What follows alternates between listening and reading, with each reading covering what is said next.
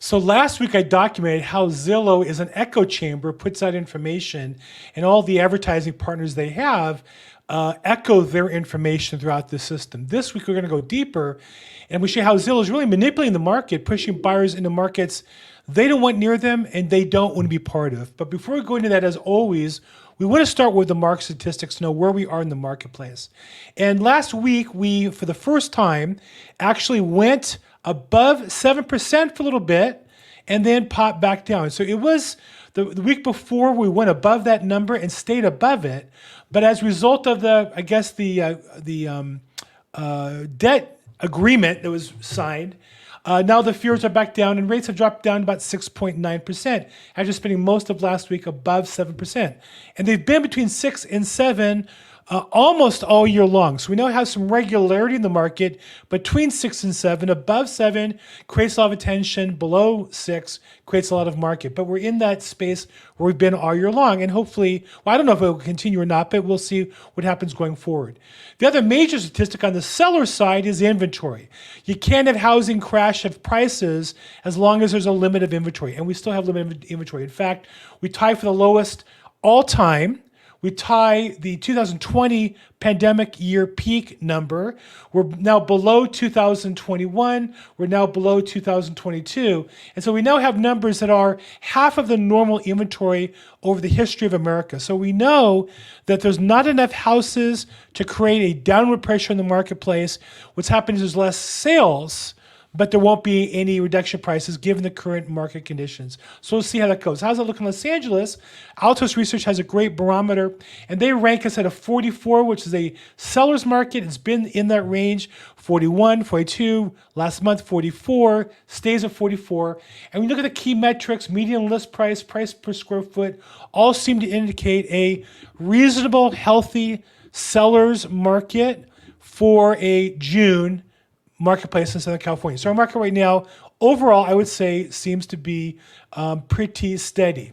Now, big news I put on last week that State Farm, the state's second largest home insurer, pulled out of the market. And that's bad news for a couple reasons. It's not catastrophic. It's another cut, though. And oftentimes economies die by 1,000 cuts. It's a cut because it means inevitably higher prices amongst the people chose State Farm because they were lower than somebody else. So it means higher prices and worse service. They pick State Farm because they got better service, and that company doesn't meet the solution. They have to go back to their second choice.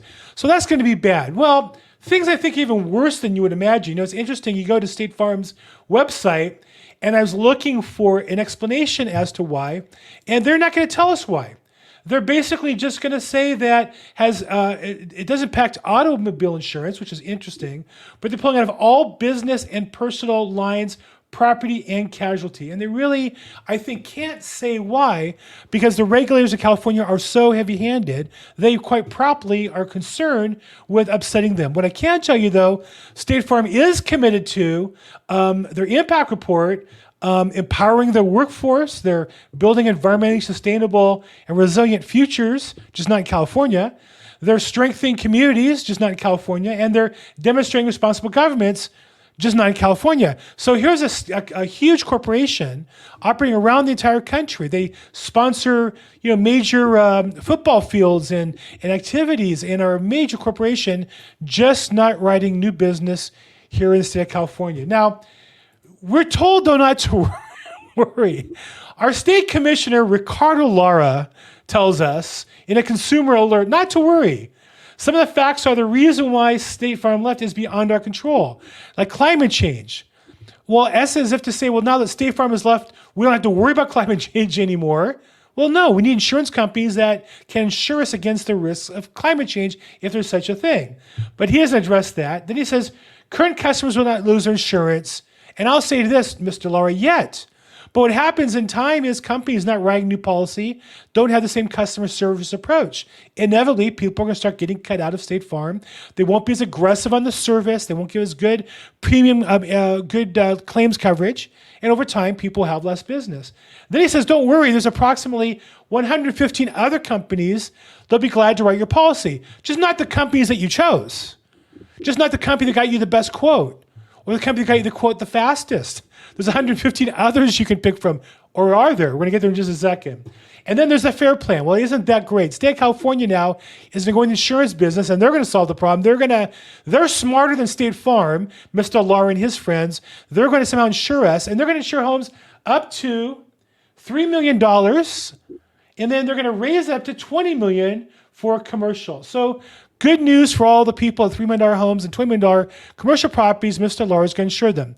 But really, as soon as he's done issuing this policy, not to worry, what happens? Well, the number 4 insurer in California, Allstate, says, well, we're going to leave the market too. And here's an article from KTLA 5. Allstate stops accepting new policies in California. And that was it's posted June 2nd. They actually announced that on Friday. So here, the commissioner saying, don't worry, there's other companies. And before the ink's dry, another company's already left. Now, let's go back and look at Mr. Lowe. This is the guy who's now running and helping us get insurance in California. You might say, well, he looks like a great guy. I mean, he must know what he's doing. He's elected by the state of California. Well, let's take a look at Mr. Lowe. What's his experience? He was raised in East LA. What's nice, I was raised nearby by immigrant parents. Okay, well, I'm not sure that helps with insurance.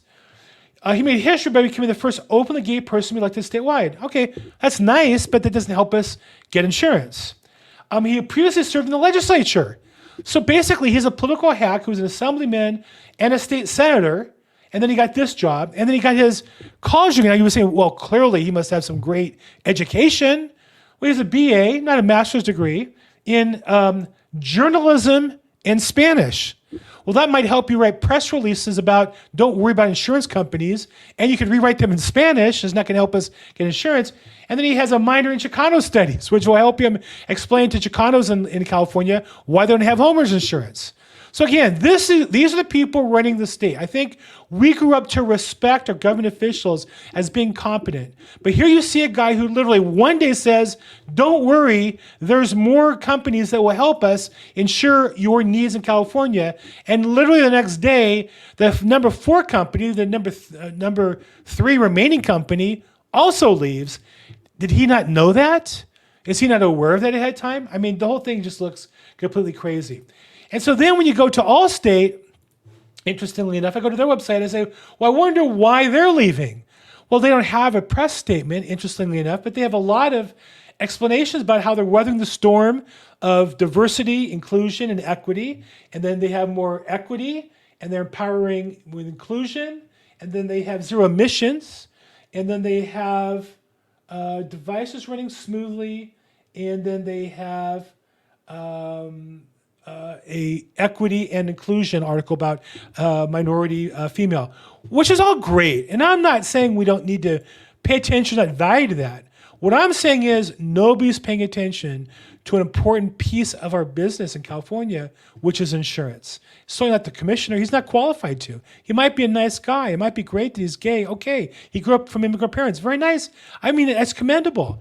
But based on results, and I'm in a results business, based on results, we're not creating a marketplace in California that's going to help homeowners get better costs and better service for their insurance. Now, let's go on to Zillow, my favorite topic. You know, I write every week my market research, and then I want to talk about an article I think is highlighting the misinformation that consumers get about real estate. And this is a great example this week. Zillow says, across 29 metro areas, residents largely support, now just look at that word, it's written by an attorney, largely support allowing missing middle homes in residential neighborhoods. They're not saying that where there's 3 lots and 2 houses on either side, an empty lot in the middle, that people support building a house on an empty lot. They mean, if you look at this picture that they put up, converting a garage into a unit. Or in many cases, with 1-story homes here in our area, stacking a second unit on top of the first unit. Well, see, that's not really what it means. That's what ADUs look like and additional units look like. But when you ask people, do you support allowing more homes in our neighborhood? Well, yeah, sure, build more houses. They just don't want a unit stacked next to theirs. They don't want a second story built on top of their neighbor's house looking into their backyard. They just don't want tenants moving into a neighborhood where mostly there's homeowners. And so I think that this article by Zillow misses on 2 key facts. Number one, in my experience as a neighborhood council member here in Los Angeles the last 2 years, Nobody wants a unit built next to them. Everybody wants dense housing built somewhere else. Nobody wants an extra unit built in next to their backyard. Nobody. Every neighbor opposes the building of an ADU or a second unit or moving a house into a 3-unit building when it's next door to them. That is a fact. And I've experienced that as a real estate agent as well. And second of all, when homeowners think about the American dream and buying a home, nobody thinks about a converted garage as the American dream and sharing that with a family. I'm not saying they're right or wrong, but nobody dreams of a second unit stacked on top of the first as a tenant as being the American dream. In fact, if you don't believe me, just Google home. And that's what you get, a single family home. When Americans think of home and the dream of owning a home, this is what we think of. Maybe a pool, maybe just a yard, a place to put some toys for your kids, maybe a place to have your dog run in the back. That's the American dream. Nobody in America dreams of sacrificing to own a converted garage unit next to their landlord. And that's the problem here. Now, I don't know why Zillow is promoting it, other than it ingratiates them to government regulators. And increasingly, as Zillow leaves being a real estate company and is becoming increasingly a huge technology company, an advertiser, and controls more and more pieces of the real estate industry, regulation becomes important. And what you find in these big companies is they start to parrot the elected officials. I'm afraid Zillow here is parroting what city officials love. City of Los Angeles officials love ADUs and extra units and converting single homes into 3 units. County officials in LA love it. State officials love it. You know who doesn't love it? Homeowners. You know who doesn't love it? People buy houses. Investors like it. They get more income.